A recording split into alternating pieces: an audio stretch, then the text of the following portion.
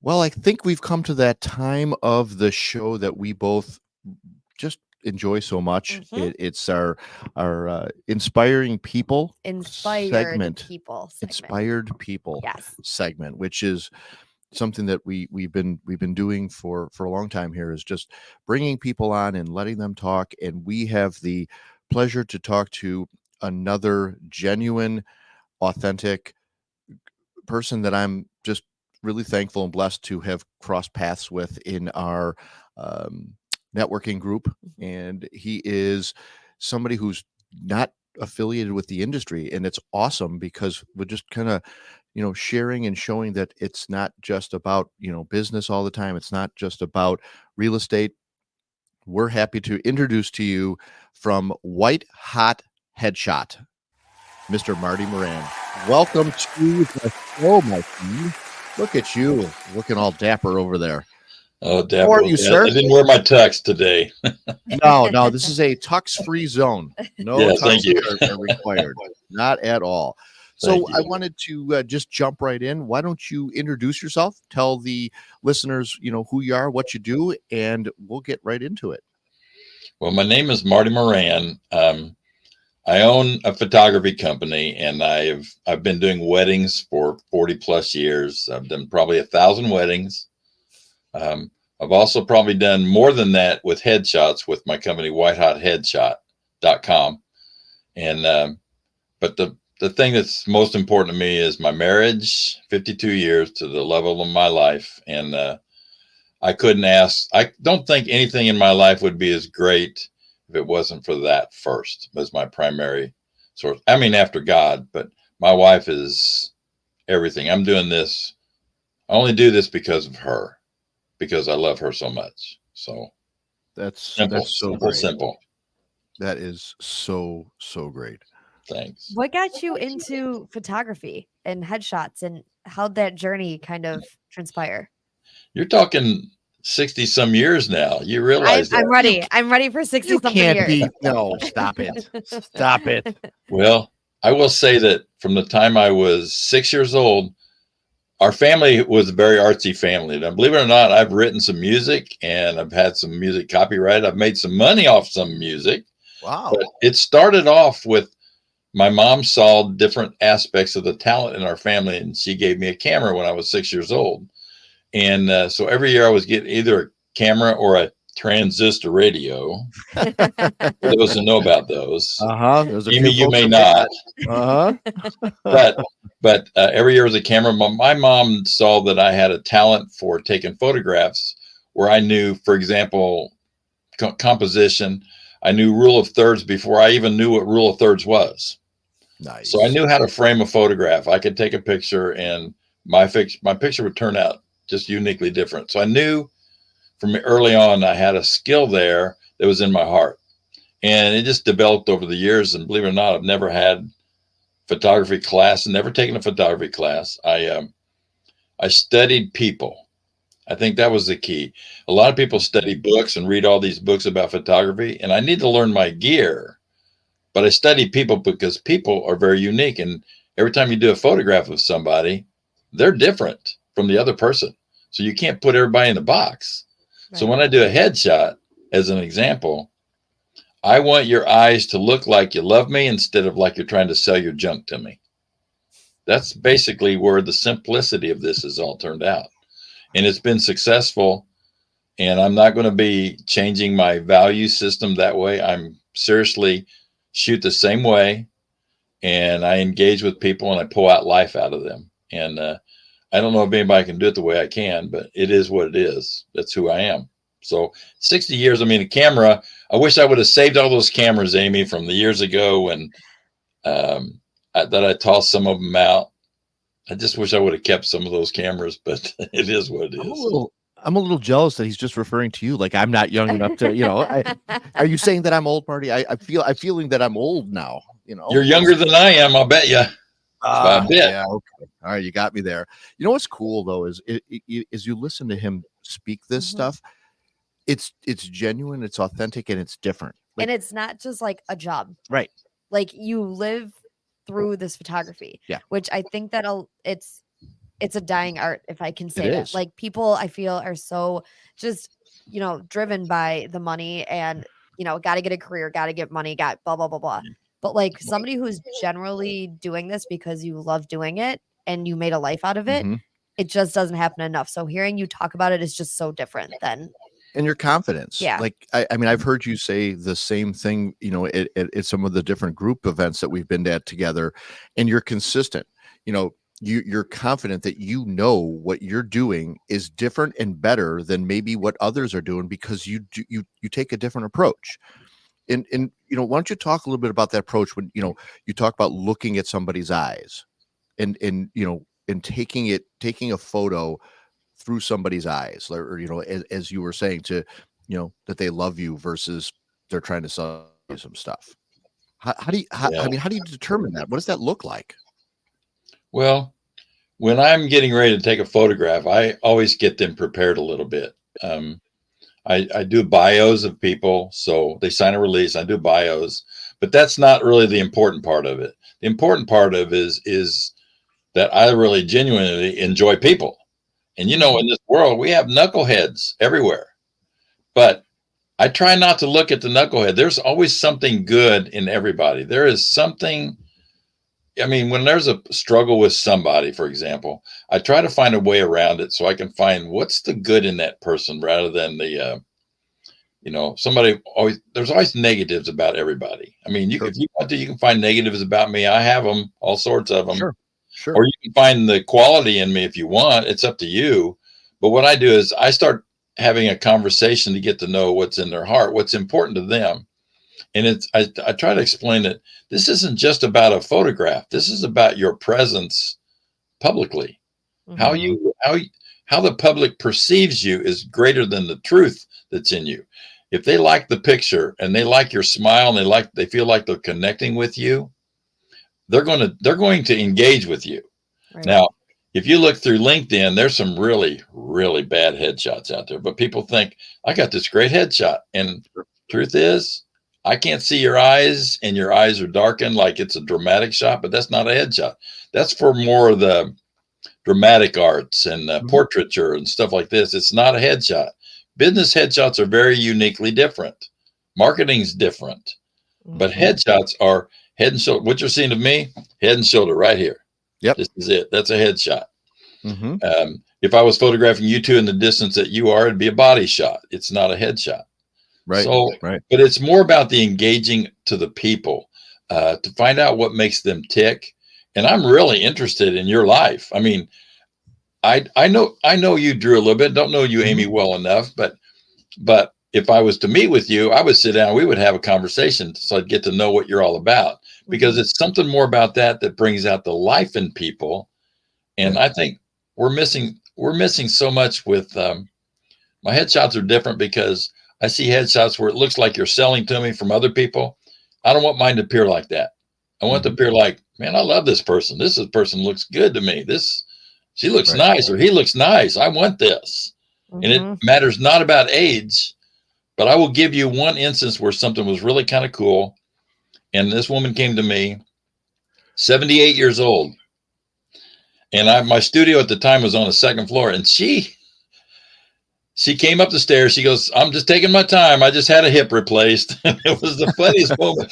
But she came upstairs, attractive woman, but she came upstairs and said, you're 78. Why were you looking for a headshot? She goes, I'm getting on a dating site. I was dying. It was great. And so that was important to her. And we laughed about it. But the photos turned out really good. And she looked really good for 78 years old. Really good. But nice. Everybody's different. But you got to engage with people and have some humor. I laugh. I don't laugh at you. I laugh with you, hopefully. I don't want to laugh at you because that would be rude. But we laugh together, and it should be fun. It should be fun all the time.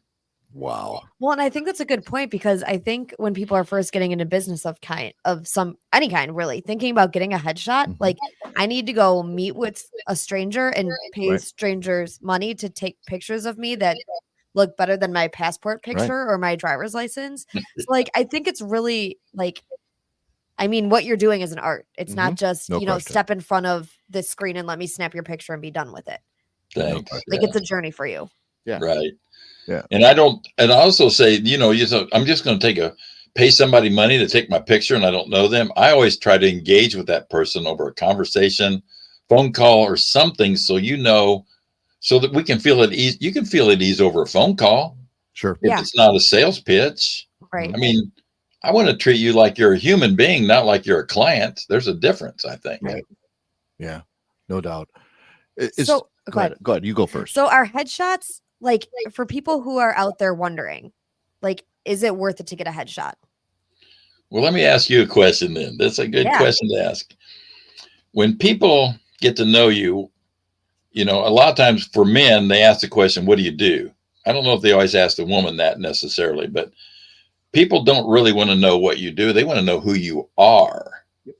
They want to know the kind of person you are. That's why you do headshots. And if you've seen what I've done, you see I wrote a bio. If you watch what I did today, if you look on social media today, I did a headshot for a woman named Nora. I wrote her bio. And I wrote her bio. See what?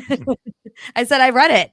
I read it this morning. And see, I wrote her bio and I told a little story about her. People don't care what you do.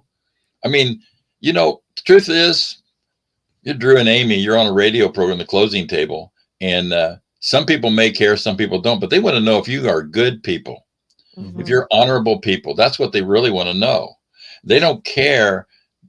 And I'm sure in your life, you've had some people who don't like you. And I've been through the same thing. I get that. I can't please everybody. So I don't even try anymore. It used to bother me so much. I quit. And I realized that I'm just going to do the best I can to try to help people grow. And I tell the story because I want to promote you. So for what you're paying for headshot and then get marketed as well, it's a no-brainer to me. But to some people, it's not a no-brainer. They don't even understand that concept. And I don't know exactly how to do that the best way. I do have some help. I hired somebody to help me do something better. But I want to take care of people. I want you to, and we have an economy that's not doing so good, contrary to what some people are saying. And how can people get out there and get their businesses noticed and touched? So if, for example, if I took you guys headshots, you would see it on my social media pages and you would see it on other social media pages. So you would get exposure everywhere. Where are you going to get that for the price you're spending for a headshot? Right. Doesn't happen. So I just try to take care of people and I want these people to get exposure. So that's the reason why I do what I do. Nice. Does it differ that much from, doing headshots to then transitioning into doing weddings? Do you treat them pretty much the same as far as when you do those pictures as well? In one aspect, whenever I do weddings, I'm doing it from a marketing point of view as well. So how will this wedding look if it got put on social media? Will it look like a good wedding? But I want to make sure that I do the wedding well enough that the venue likes it, the bride likes it, the groom likes it, the families love it. I mean, I just got back from a wedding in Virginia and I drove 9.5 hours on a Tuesday, did the wedding on Wednesday and drove 9.5 hours back home on Thursday because this bride met me 10 years ago and her husband didn't pay attention to her at that wedding and he divorced her. She's the sweetest woman. And I could never understand why I would walk away. But see, that's the stuff I don't understand. How you can walk away from good people. But I want to tell a story for everything. So I will tell you about the wedding just for a moment. There was a shot that I sent her as a teaser. And I was shooting in bright sunlight, hot weather. It was so hot there. It was in the 90s. And I was shooting without my lens flare cap, I want to say, on it. And so I shot this. There was a lens flare, a light in just a little corner of the photograph. And you saw the lens flare. And she said, Marty, that is my favorite photograph. Now, I would never have thought that because weddings are different. And she says, a few years ago, I lost my father. And it just reminded me that my father was watching over me. And I thought, oh, my gosh. See, that's why you do what you do. It's not just about the photographs. It's about the life of people. Wow. And people have got to get this stuff. They've got to get that this is more about it's not about so much about the photography. It's about who you touch and how how their lives are impacted. And this bride will never remember that because you touched her heart. She'll never forget this moment. And I drove 9.5 hours to be with her. And she says, you made it. And I made friends with all of her friends. It was, and her parents, I loved her parents. Her parents were awesome. But it was just a great, I'm telling you, it's memories, you know. If I came up to take all your headshots, it wouldn't be because I'm just trying to go up and make money. It would be to make memories with you guys. That's, I wish people could understand that the basic concept of life is people. Right. And what kind of memories are you making? If you saw some of my, I could send you some of my wedding photography pictures that I caught. I was just in the right place at the right time, caught some amazing stuff. It's a memory. And everybody goes, oh my God, how'd you get there to get that? I just was in the right place at the right time because I prepped to be in the right place at the right time. Right. You know, I don't want to be nowhere. You can't find a photograph if you're not anywhere. But I love what I do so much that I want to be in the right place. And when you're doing 1,000 weddings and never get tired of it. Yeah. I don't do bridezillas anymore, though. I will tell you that. I will turn them away in a heartbeat. So yeah, I mean, you don't connect with them, and I mean that makes sense. I mean, everything that you've said to this point is about making connections and relationship based. So it certainly can't be about somebody coming in with negativity and somebody coming in with this kind of preset notion of it's got to be perfect, it's got to be this, it's got to be that. I mean, it's not realistic, and it's not who you are. I mean, you're very realistic, and you're very genuine to saying, I'm going to do an amazing job if you let me do my job. And I think that's so important because this is your job. This is what you do. This is what you've done for years, and you have a knack for it. There are certain tricks that you have that they don't know, the general public doesn't know. So let the professionals do what the professionals do, and it's really amazing just to listen to you speak about the topic here is photography and headshots and wedding shots, but that's not what I'm hearing. The message that I continue to hear is people, relationship. It's so much deeper, and you've communicated that very well here. I can only imagine live doing it in front of people that it's very similar to, because you can't be anything but who you are. I do like live because next week I'm speaking at an event in the evening, and they give me a topic to speak on. It's about trust. And the one thing about trust is, like the first time we met, Dru, we probably didn't trust each other because we didn't know each other. We're learning to trust because you learn trust from the long haul. Sure. 52 years with my wife, I know my wife has my back. Do I know that anybody else does? I don't know. Right. It happens in the long haul. Do you have my back? Even when I just did a knuckleheaded thing, my wife and I do knuckleheaded things all the time. We always have each other's back. But I'm speaking at this event next week, and then I'm speaking at one in November, and that's on gratitude. And I have a lot to be grateful for. Like I can say right now, I'm grateful for you two just asking me to do this. This was a kind act. So I'm grateful in all things. I never expected something like this would happen. I've been on a few podcasts, and somebody called me and said, I want to do a podcast of yours. I'm like, wow, I'm grateful. And I was at a networking event Friday, and a guy called up, just walked over to me after the event and said, I want to talk to you about a podcast. And I went, he just picked me out of the room. Yeah. So I think there's some things that I want to say when it talks about God, that there are things that are in providence that happen. Like they're just supposed to be happening because you're in the right place at the right time. And I'm thinking about, like, if you know your Bible, Esther, she was in the right place at the right time for a purpose, and she became the queen. And it was amazing just you're in that position for that purpose, for that time to get things. I think a lot of times we're in the wrong place. Right. And I want to be in the right place with people.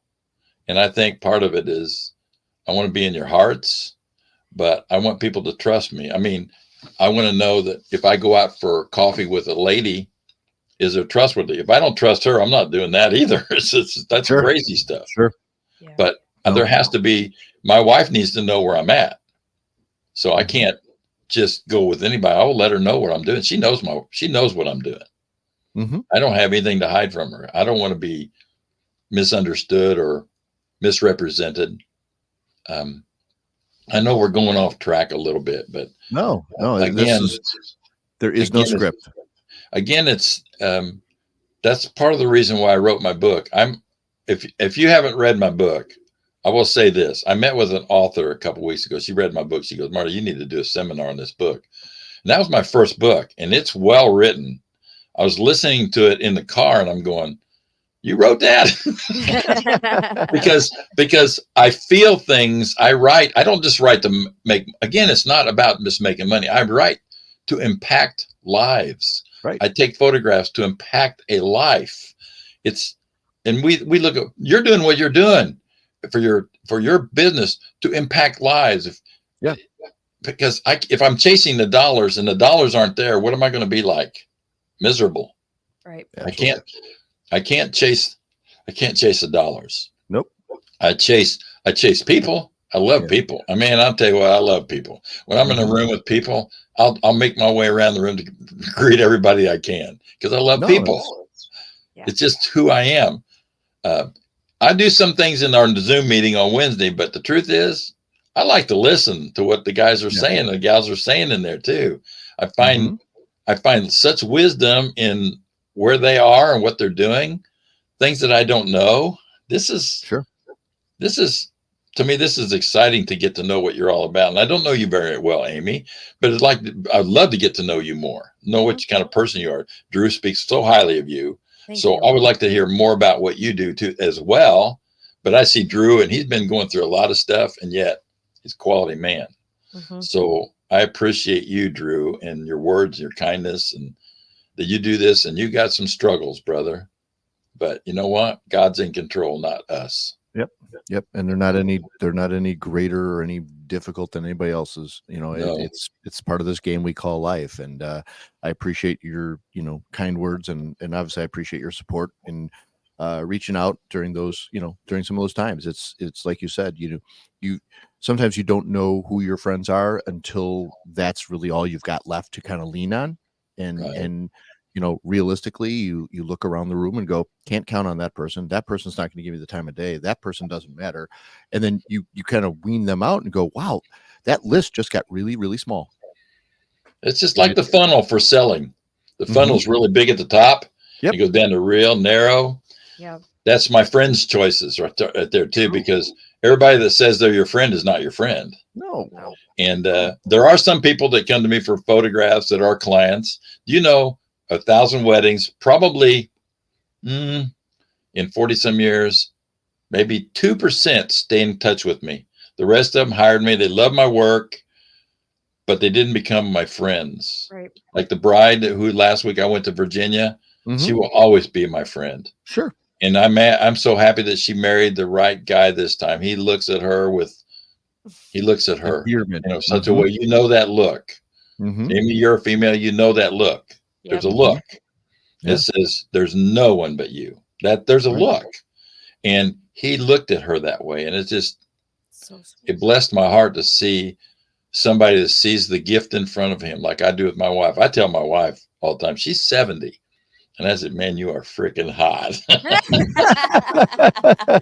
and she goes, oh, yeah. She makes noises. And I go, right? You are, honey. You're freaking hot. I'm telling you what. She was a blonde-headed beauty. Now she's a silver-headed fox. I'm telling you. Gorgeous. Oh, she's a well keeper. said. Oh, I love that wisdom. I love that wisdom, Marty. Thank More you for, men need to hear that wisdom. No That's doubt. what I'm telling you. No doubt, guys. More men need to tell their wives. It's not just the men who get old, the women who get older, the men get older too. Yes, look at your wife and look at her and tell her. Oh, I know you do. Yes, we do. Damn it! I'm telling you, we don't look at once you get comfortable with people, you look at their flaws. But I try not to take my wife for granted. I'm telling you, she does so much stuff, and on that subject from my book is like, I know her love language. Mine is touch and words of affirmation. Hers is acts of service and quality time. So this afternoon and next weekend, we're going to spend some quality time together. But her acts of service are, she makes lists all day long. I'm telling you what, she makes lists in her brain all day long. When I get home, I got to do this. You know what happens when she comes to my house, our house in the evening when she's gone? Some of that list is taken off there because I've done it. That makes her happy. That makes her heart rise up and be thankful for. And what men does that? What men do that? There's not a lot of men that do that. They go to work and come home, put their feet up, say, sweep under my chair. You know, that doesn't work. You know, work two shifts, man. Work two shifts. That's an amazing point. Words of affirmation. I think every couple should read the love language. The 5 love languages. Yes. I mean, you just need to determine, because if you don't know your partner's love language, you're missing it. Yeah. Because you can breathe so much more into them, and you can grow so much closer together because you know what matters to them so much more. You may think you know, but then when you actually find out and go, "Ooh, I missed it," and you've been kind of, giving them words of affirmation, but they don't care. They don't want that. Yeah, it's amazing, because clean a dish instead. We did that exercise. So my wife, I'm going to be real concise about this one too, because, for example, I told you what mine was. Mine was physical touch and words of affirmation. Hers is acts of service and quality time. Now, sometimes my wife doesn't always meet my love language, and I'll tell you why. But here's the difference between me and a boy. Boys will whine like little boys. Why can't you do this? And why can't you do? They whine. Here's the thing. My wife growing up, her father was not a good man. And he didn't treat her very well. And words were, you'll never amount to anything. And the touches were always hits. So my wife knows that's my love language. It's hard for her to do. Difficult. I'd say it's difficult for her. But she is getting better. You know why? Because I never gave up on loving on her. Yep. I never gave up. And that's what we do. That's why divorce is at 60% now. Yeah. I'm not giving up on her ever, ever, ever. I'm just telling you straight up. She's mine till the end. Nobody comes into that room besides her. She's freaking hot. What can I say? She's hot. And silver fox. She is my silver fox. I'm telling you, she is a jewel. There's so many good things about her. And if she heard me talking right now, she'd probably come in and go, "Marty, stop." But I don't care. She's the best. She is the best, and works hard. She's the hardest working woman ever. And I try to take a break, honey. I'll go when I'm tired. She's the best. Awesome. I've got a good one. So, Marty, you are a good one yourself.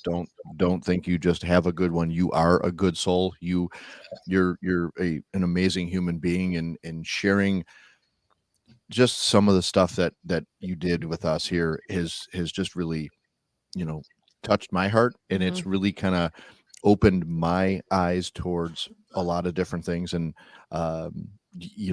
your words, you're so insightful. Your wisdom is, I hope I have the wisdom you do someday. And this gray on my face and coming in my hair. Embarrassing me now. I keep telling the guys, this is wisdom. This is not age. This is wisdom. All right. Do not mistake the wisdom and age. Okay. There's a big difference here. So go ahead and ask your yes. Yeah. So, 2025 is coming around the corner quicker than we all like to admit. So what plans do you have for 2025? Business life, personal life, any way you want to talk about it. Personally, I want to grow stronger in God, in my relationship with God. I want to find ways to love my wife deeper. In fact, I'm working on my second book, which is about adult mental illness, about unforgiveness. But my third book, I'll just give you a little, I'm not going to give you the title or anything like that, but the third book is on a very high level of what a marriage is, very high covenant level. It's where nothing comes between you, like nothing comes between Jesus and us. Nothing comes between your wife and your husband, because you are solidified there. And I want people to, I've already told some people that this is going to be a book that some will not grab. They will not gravitate to, because it takes it in a marriage, for a marriage to work at a deep level. And that's what I'm working on in 2025. There has to be true humility. Arrogance will destroy a marriage. Whoever's right. If I'm right, in a subject, and my wife is completely wrong, but I hurt her, I am completely wrong. Mm-hmm. And when you share those thoughts to people, to men especially, they go, and they give you that duh look. Right. Yeah. Right. But the thing is, humility. My wife is more ambitious and more, I want to say, precocious in things than I am. When she wants something, she just wants it now. And because I understand her, and she has been given to me, I need to have a responsibility to take care of her the right way. So in 2025, I'm going to really focus on less of my voice, and I'm a yacker. Dru knows I'm a yacker, but I want to focus on less of my voice. And if my wife says I want to do something, just want to be like, okay, let's go. Yeah. Okay, whatever you want, honey. I don't care, because when your ego's out of it, you're not offended. It changes so much. Yeah. And I see too many men are acting like boys in marriage, and I will tell you that I think a lot of women choose boys. They think they can fix them. You ain't gonna fix that dude. You ain't gonna fix him. He can't be fixed. He's got to want it on his own. He's got to look at you at value. And that's what happened to me. I woke up one day and said, you know what? I love this woman, but I sure don't know how to love her. That's when it changed. I had to find her heart. And now I study her. I do study her. When she says things, what you mean by that? I'm thinking in my head, what's she mean by that? Mm-hmm. Whereas a lot of men go, blah, blah, blah, blah, blah. Yeah. I'm not going to be that guy. I am not going to be that guy. Because if I want my relationships in life to work out, the number one relationship has to be with God first, and then my wife second. All other relationships can pale in comparison to those two. Then I can be successful with people. And I have my circle. I mean, Jesus had 12, but he only was close to 3. So trust is developed in people that you know intimately, and they have your back. And you've shared some things, Dru, about your life and your family. And Aimee, he said some great things about you, Aimee. So, I don't know you real well, but from what I've heard, you're pretty exceptional yourself. So I appreciate you saying it. And thanks for so saying I see. It's easy to do. Well, I mean, I can tell when people are talking about somebody how genuine they feel about that person. And I've heard that you've endured some things. You've stayed the course. You're a pretty special woman. So that's a very positive thing to me, because a lot of people don't stick through tough times. Yeah. No, this is, you never know when you're, interviewing and speaking to somebody exactly where things are going to go. And, I could never predicted this was going to go down a path of this. And I'm so grateful that it did, because I think these are messages that need to be spoken and heard. Could you do us a favor and tell us, at least, first of all, how do you write a third book before you finish the second? Anyway, okay. what's the name of your first book, so people can at least know what that is? It's called Get Married Once, Do It Right. And it's on Amazon. And it's also, the audiobook is on ACX, and you can get the Audible book on Amazon too. But the second book, actually, I need to meet with the publisher. We are at 27,000 words now. I've got a co-writer with me, and she's been exceptional. Okay. And we get it. That's why we can co-write together. And the reason why you asked me about the third book is I've already been developing it in my head. Gotcha. Okay. For example, if you guys, as you're growing, you both need to write a book. I did. You have a lot of things that go on in your brain, and you just can't unscramble them. That's what happened to me. I had all this stuff. And when I wrote the book, my brain got emptied out with a lot of stuff, and it's in the book. And I remember it, but I'm not thinking about it all the time. I know how it works out. And I got it down in print. The second one, the same way. I know the roots of mental illness are unforgiveness. When you don't forgive someone, your brain is scrambled to the point where you can't think about anything about that person. And it causes damage to every other relationship you're in, and people don't get it. They still, even when you tell them about it, they go, yeah, I think so. But then they don't forgive that person because, my dad's still so evil. Now, my wife, it's based on part of it's based on my wife, where she said that she will forgive him, but it took her 30 years. And she was bound up with a lot of stuff. And when she said that she forgives him the first time, her life changed. But as far as the third book on marriage, I want people to know that I want to go. And God will have to work this in me. Now, mind you, my wife, my wife said to me on my first book, she goes, I ain't letting you publish that first book till you start acting right. God bless her. So, Good bless for her. her. I love my wife. She's so transparent and honest. You know, it's just, she is what she is. Right Now, the on. third book is based on humility. And now that is a tough one because humility will win in the end. Jesus was a humble man and he won the world, some of it, but he was humble before people, but he knew who he was. Yeah. And now I know that as a husband that she is the one for me. And if I want her to be like Jesus treats the church, then I have to look at her like she's flawed like the rest of us. So how does Jesus love the church? He loves all of us, and yet he knows how we are. Mm-hmm. So I have to learn to love my wife, and that takes humility to do that. Sure. Not that I'm better than her, but I do set the tone in a home. If I'm grumpy and crabby all the time, my house is unsettled. Yeah. But if I'm peaceful and kind and calm, I've got 2 great grandchildren that spent the weekend with us. Mhm. They're 8 and 2, and I love them dearly. But you know, it's like they're the best. But Yeah. my wife Yeah. is such an angel with them. She knows how to. She spends time with the 2-year-old every day, so she knows. And to me, it's not a problem. I mean, just there's so many differences between men and women. Women, they nurture their children and they love their children, and men are vaguely aware that little people live in the house. That's kind of like the difference between men and women. But you know what? When we become one, my wife and I become so much alike. Think about that for a second. When you become one, you become of the same mind, the same spirit. We're different, but we come together in unity, and it helps our marriage grow stronger. And life comes out of that. That's why I want the third book to be a very uniquely, differently written book. And today, with 60% divorce rate, it's going to take some work. And I'm looking for some opportunities to speak to men and women in marriage, about marriage, and just be straight. I've been so straight to men and women. I want to be very confident about that. I'm very confident about that. Grow up. Don't get married if you're still a child. Grow up and love your wife the way Jesus loves the church. Love her. She's worth that all the time.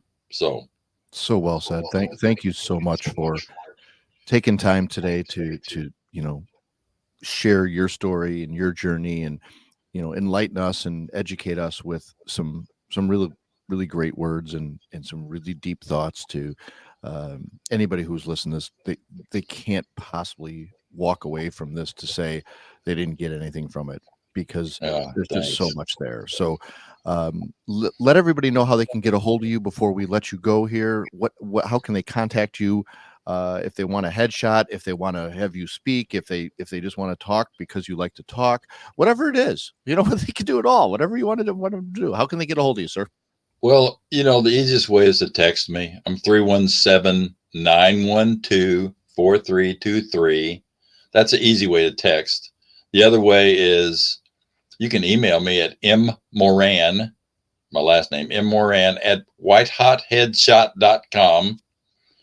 And you can find that email and you can talk to me about any subject. I mean, whether it's about the books, seminars, anything, I'm open to whatever. I feel like I have a voice to say to couples to heal marriages. I think sometimes people just need a spark. Yeah. Because they don't know what spark. They've lost their spark. And I think they need something that, look at her. Remember what made you fall in love with her. Yep. Remember. And you know what? She's been through stuff. I know I hate to ramble on all this stuff, but I'm just saying, when you've been married 52 years, we've been through loss. We've been through everything. We've lost 2 homes. Believe it or not, we've lost 2 homes during layoffs of corporations. We've been through some hell. And here we are 52 years later in all the crisis, we're still together. How many people do that? Most people say, you're not worth keeping because you were the problem. I'm sorry, but I can't blame my wife for the problems. Right. You know what? It's both of us together in unity. We made decisions. Some of them were good. Some of them were bad. Best decision was coming to Jesus. Yep. And loving our families. Now Yep. we just need continued prayer that we grow stronger together. It's just, you know what, we make it so complicated, but it's not that complicated. It's You're just so right. the divorce rate is because of selfishness. It's not because of money or sex or whatever. It's always self-centered. I want what I want when I want it. I can talk to people and I can find out, well, I want this and I want, you know what? Stop telling me what you want. Want that person sitting next to you and develop your life. My wife and I have a small home and we are happy as can be in that little small home because and no debt.